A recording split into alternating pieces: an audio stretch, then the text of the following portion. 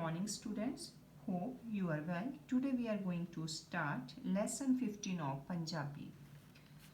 हाँ जी बेटा अज ਆਪਾਂ ਲੈਸਨ 15 ਕਰ ਰਹੇ ਹਾਂ। ਚੈਪਟਰ ਦਾ ਨੇਮ ਹੈ ਮੱਕੜੀ ਦੀ ਹਿੰਮਤ।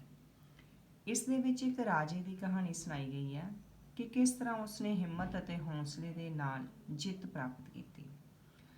हाँ जी बेटा एक राजा ਸੀ ਜਿਹੜਾ ਕਿ ਆਪਣੀ ਪ੍ਰਜਾ ਦਾ ਬਹੁਤ ਜ਼ਿਆਦਾ ਧਿਆਨ ਰੱਖਦਾ ਸੀ ਤੇ ਪ੍ਰਜਾ ਵੀ ਉਸ ਰਾਜੇ ਨੂੰ ਬਹੁਤ ਪਿਆਰ ਕਰਦੀ ਸੀ।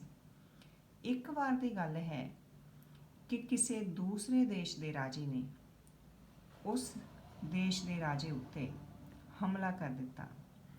ਦੋਹਾਂ ਫੌਜਾਂ ਦੇ ਵਿਚਕਾਰ ਬਹਾਦਰੀ ਨਾਲ ਲੜਾਈ ਹੋਈ, ਪਰੰਤੂ ਇਸ ਰਾਜੇ ਦੀ ਹਾਰ ਹੋ ਗਈ ਤੇ ਰਾਜਾ ਦੁਸ਼ਮਣ ਦੀਆਂ ਫੌਜਾਂ ਤੋਂ ਬਚਦਾ ਬਚਾਉਂਦਾ ਹੋਇਆ ਕਿਤੇ ਦੂਰ ਨਿਕਲ ਗਿਆ ਤੇ ਉਹ ਦੂਰ ਜਾ ਕੇ ਇੱਕ ਜੰਗਲ ਦੀ ਗੁਫਾ ਵਿੱਚ ਰਹਿਣ ਲੱਗਾ। ਇੱਕ ਦਿਨ ਰਾਜਾ ਗੁਫਾ ਵਿੱਚ ਬੈਠਾ ਕੁਝ ਸੋਚ ਰਿਹਾ ਸੀ। ਉਸਨੇ ਦੇਖਿਆ ਕਿ ਮੱਕੜੀ ਵਾਰ-ਵਾਰ ਕੰਧ ਉੱਪਰ ਚੜ੍ਹਨ ਦੀ ਕੋਸ਼ਿਸ਼ ਕਰ ਰਹੀ ਹੈ, ਪਰ ਮੱਕੜੀ ਸਫਲਤਾ ਪ੍ਰਾਪਤ ਨਹੀਂ ਕਰ ਰਹੀ। ਮੱਕੜੀ ਥੋੜੀ ਕੁ ਉੱਪਰ ਚੜ੍ਹਦੀ ਹੈ ਤੇ ਫਿਰ ਵਾਪਸ ਨੀਚੇ ਗਿਰ ਜਾਂਦੀ ਹੈ। ਇਸ ਤਰ੍ਹਾਂ ਮੱਕੜੀ ਨੇ ਬੇਟਾ ਬਾਰ-ਬਾਰ ਕੋਸ਼ਿਸ਼ ਕੀਤੀ ਕੰਧ ਉੱਤੇ ਚੜ੍ਹਨ ਦੀ, ਪਰ ਉਹ ਕੰਧ ਉੱਪਰ ਨਾ ਚੜ੍ਹ ਸਕੀ। ਰਾਜਾ ਧਿਆਨ ਦੇ ਨਾਲ ਉਸ ਮੱਕੜੀ ਵੱਲ ਵੇਖੀ ਜਾ ਰਿਹਾ ਸੀ ਤੇ ਮੱਕੜੀ ਅਖੀਰ ਤੱਕ ਪਹੁੰਚਣ ਵਾਲੀ ਹੁੰਦੀ ਸੀ ਕਿ ਫਿਰ ਉਹ ਹੇਠਾਂ ਡਿੱਗ ਜਾਂਦੀ ਸੀ। ਇਸ ਤਰ੍ਹਾਂ ਮੱਕੜੀ ਨੂੰ ਵਾਰ-ਵਾਰ ਕੋਸ਼ਿਸ਼ ਕਰਦਿਆਂ ਦੇਖ ਕੇ ਰਾਜੇ ਨੂੰ ਮੱਕੜੀ ਦੇ ਨਾਲ ਬਹੁਤ ਜ਼ਿਆਦਾ ਹਮਦਰਦੀ ਹੋ ਰਹੀ ਸੀ। ਮੱਕੜੀ ਨੇ ਆਪਣੀ ਕੋਸ਼ਿਸ਼ ਜਾਰੀ ਰੱਖੀ ਕਿਉਂਕਿ ਉਹ ਆਪਣੀ ਮੰਜ਼ਿਲ ਤੱਕ ਪਹੁੰਚਣਾ ਚਾਹੁੰਦੀ ਸੀ। ਇਸ ਕਰਕੇ ਉਹ ਹਿੰਮਤ ਨਹੀਂ ਸੀ ਹਾਰ ਰਹੀ ਤੇ ਅੰਤ ਵਿੱਚ ਮੱਕੜੀ ਦੀ ਕੋਸ਼ਿਸ਼ ਸਫਲ ਹੋ ਗਈ ਤੇ ਉਹ ਆਪਣੇ ਜਾਲ ਵਿੱਚ ਪਹੁੰਚ ਗਈ। ਮੱਕੜੀ ਦੀ ਇਸ ਹਿੰਮਤ ਤੇ ਬਹਾਦਰੀ ਨੂੰ ਦੇਖ ਕੇ ਰਾਜਾ ਬਹੁਤ ਖੁਸ਼ ਹੋਇਆ। ਰਾਜੇ ਦੇ ਮਨ ਵਿੱਚ ਵਿਚਾਰ ਆਇਆ ਕਿ ਜੇਕਰ ਇੱਕ ਮੱਕੜੀ ਵਰਗਾ ਨਿੱਕਾ ਜਿਹਾ ਜੀਵ ਵਾਰ-ਵਾਰ ਕੋਸ਼ਿਸ਼ ਕਰਕੇ ਆਪਣੀ ਮੰਜ਼ਿਲ ਤੱਕ ਪਹੁੰਚ ਸਕਦਾ ਹੈ, ਸਫਲਤਾ ਪ੍ਰਾਪਤ ਕਰ ਸਕਦਾ ਹੈ, ਤਾਂ ਮੈਂ ਕਿਉਂ ਨਹੀਂ। ਫਿਰ ਰਾਜੇ ਨੇ ਸੋਚਿਆ ਕਿ ਮੈਨੂੰ ਵੀ ਮੱਕੜੀ ਦੀ ਤਰ੍ਹਾਂ ਬਾਰ-ਬਾਰ ਕੋਸ਼ਿਸ਼ ਕਰਨੀ ਚਾਹੀਦੀ ਹੈ ਤੇ ਰਾਜਾ ਇਹ ਸੋਚ ਵਿਚਾਰ ਕਰਦਾ ਹੋਇਆ ਵਾਪਸ ਆਪਣੇ ਰਾਜ ਵਿੱਚ ਚਲੇ ਗਿਆ। ਵਾਪਸ ਜਾ ਕੇ ਰਾਜੇ ਨੇ ਉੱਥੇ ਆਪਣੀ ਫੌਜ ਇਕੱਠੀ ਕੀਤੀ ਤੇ ਦੁਸ਼ਮਣਾਂ ਉੱਤੇ ਹਮਲਾ ਕਰ ਦਿੱਤਾ ਤੇ ਇਸ ਵਾਰੀ ਇਸ ਰਾਜੇ ਦੀ ਜਿੱਤ ਹੋ ਗਈ। ਪ੍ਰਜਾ ਦਾ ਪਿਆਰਾ ਰਾਜਾ ਹੁਣ ਆਪਣੇ ਲੋਕਾਂ ਦੇ ਕੰਮਾਂ ਲਈ ਹਾਜ਼ਰ ਸੀ। ਪ੍ਰਜਾ ਬਹੁਤ ਖੁਸ਼ ਹੋਈ ਕਿ ਸਾਡਾ ਰਾਜਾ ਵਾਪਸ ਆ ਗਿਆ। ਰਾਜੇ ਨੇ ਆਪਣੀ ਪ੍ਰਜਾ ਨੂੰ ਦੱਸਿਆ ਕਿ ਇੱਕ ਛੋਟੀ ਜਿਹੀ ਮੱਕੜੀ ਨੇ ਉਸ ਦਾ ਉਤਸ਼ਾਹ ਵਧਾਇਆ ਹੈ। ਰਾਜੇ ਨੇ ਆਪਣੇ ਪ੍ਰਜਾ ਨੂੰ ਇਹੀ ਸਬਕ ਸਿਖਾਇਆ ਕਿ ਮੁੜ-ਮੁੜ ਕੋਸ਼ਿਸ਼ ਕਰਨ ਦੇ ਨਾਲ ਕਾਮਯਾਬੀ ਮਿਲਦੀ ਹੈ। ਬੱਚਿਓ, ਇਸ ਕਹਾਣੀ ਤੋਂ ਸਾਨੂੰ ਇਹੀ ਸਿੱਖਿਆ ਮਿਲਦੀ ਹੈ ਕਿ ਜਿਸ ਤਰ੍ਹਾਂ ਮੱਕੜੀ ਬਾਰ-ਬਾਰ ਹਿੰਮਤ ਕਰਕੇ ਕੋਸ਼ਿਸ਼ ਕਰਕੇ ਆਪਣੀ ਸਫਲਤਾ ਪ੍ਰਾਪਤ ਕਰ ਲੈਂਦੀ ਹੈ ਤੇ ਸਾਨੂੰ ਵੀ ਇੱਕ ਵਾਰੀ ਅਸਫਲਤਾ ਮਿਲਣ 'ਤੇ ਹਾਰ ਨਹੀਂ ਮੰਨਣੀ ਚਾਹੀਦੀ। ਬਾਰ-ਬਾਰ ਕੋਸ਼ਿਸ਼ ਕਰਕੇ ਆਪਣੀ ਮੰਜ਼ਿਲ ਨੂੰ ਪ੍ਰਾਪਤ ਕਰ ਲੈਣਾ ਚਾਹੀਦਾ ਹੈ।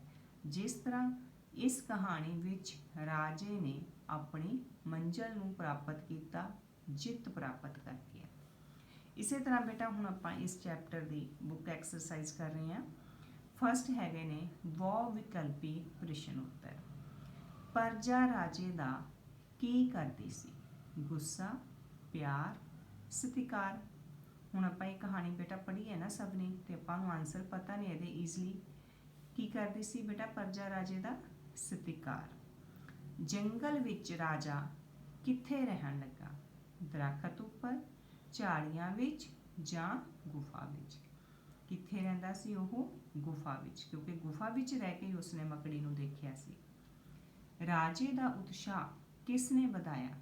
ਸੈਨਿਕਾਂ ਨੇ, ਸ਼ੇਰ ਨੇ ਜਾਂ ਮੱਕੜੀ ਨੇ? ਮੱਕੜੀ ਨੇ, ਕਿਉਂਕਿ ਉਸਨੇ ਮੱਕੜੀ ਨੂੰ ਵਾਰ-ਵਾਰ ਕੋਸ਼ਿਸ਼ ਕਰਦਿਆਂ ਦੇਖਿਆ। ਨੈਕਸਟ ਹੈ ਬੇਟਾ ਫਿਲਪਸ। ਰਾਜੇ ਨੂੰ ਮਕੜੀ ਨਾਲ ਡੈਸ਼ ਹੋ ਰਹੀ ਸੀ। ਕੀ ਹੋ ਰਹੀ ਸੀ ਉਸ ਨੂੰ? ਹਮਦਰਦੀ। ਰਾਜੇ ਦੀਆਂ ਫੌਜਾਂ ਬਹੁਤ ਡੈਸ਼ ਨਾਲ ਲੜੀਆਂ, ਬਹਾਦਰੀ ਨਾਲ। ਮੱਕੜੀ ਦੀ ਡੈਸ਼ ਦੇਖ ਕੇ ਰਾਜਾ ਬਹੁਤ ਖੁਸ਼ ਹੋਇਆ, ਹਿੰਮਤ ਦੇਖ ਕੇ। ਉਹ ਕਹਿੰਦਾ ਸੀ ਨਾ ਕਿ ਛੋਟੇ ਜਿਹੇ ਜੀਵ ਦੇ ਵਿੱਚ ਵੀ ਇੰਨੀ ਹਿੰਮਤ ਹੈ।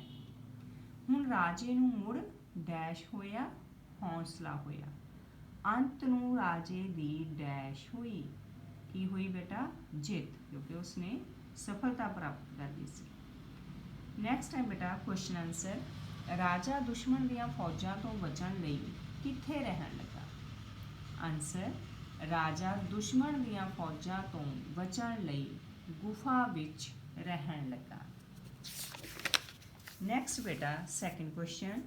ਰਾਜੇ ਨੇ ਗੁਫਾ ਵਿੱਚ ਕਿਸ ਨੂੰ ਵੇਖਿਆ? ਕਿਸ ਨੂੰ ਵੇਖਿਆ ਸੀ ਰਾਜੇ ਨੇ ਗੁਫਾ ਵਿੱਚ? ਮੱਕੜੀ ਨੂੰ।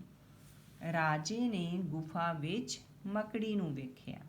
ਮੱਕੜੀ ਵਾਰ-ਵਾਰ ਕੀ ਕੋਸ਼ਿਸ਼ ਕਰ ਰਹੀ ਸੀ? ਮੱਕੜੀ ਵਾਰ-ਵਾਰ ਕੰਧ ਉੱਪਰ ਚੜ੍ਹਨ ਦੀ ਕੋਸ਼ਿਸ਼ ਕਰ ਰਹੀ ਸੀ। ਅੰਤ ਵਿੱਚ ਮੱਕੜੀ ਕਿੱਥੋਂ ਤੱਕ ਪਹੁੰਚ ਗਈ?